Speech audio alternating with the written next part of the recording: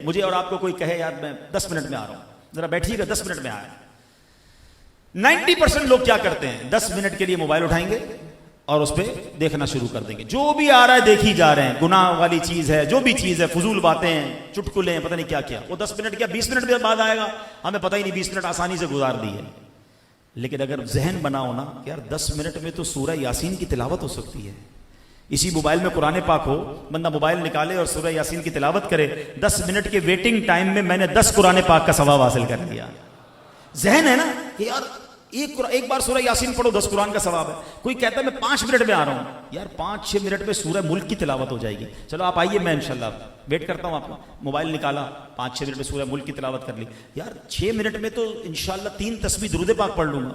سبحان اللہ، تسبیح نکالی، درود پاک پڑھ لی. ہیں ذرا کہیے سبحان اللہ، الحمدللہ، اللہ اکبر.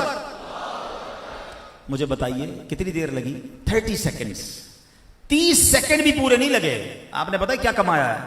اللہ کی رحمت سے حدیث پاک کے مضمون کے مطابق جو ایک بار سبحان اللہ کہے جنت میں ایک درخت لگا دیا جاتا ہے. ایک بار الحمدللہ کہے جنت میں درخت لگ جاتا ہے. ایک بار اللہ اکبر کہے جنت میں درخت لگ جاتا ہے. آپ کو کوئی کہے جناب میں آ رہا ہوں ابھی 5 منٹ، آپ کہے جائیے میں سبحان اللہ کی تسبیح پڑھ لیتا ہوں، جنت میں درخت لگا لیتا ہوں. کیوں فضول باتیں ضائع کروں؟ کیوں اس موبائل میں سوشل میڈیا میں اپنی آنکھوں کو گندا کروں، اپنے ذہن کو منتشر کروں؟ آپ کو پتا یہ بد نگاہی کس قدر برا وبال ہے؟ آنکھوں نے کیا دیکھا، کان نے کیا سنا، دل میں کیسے خیالات آئے.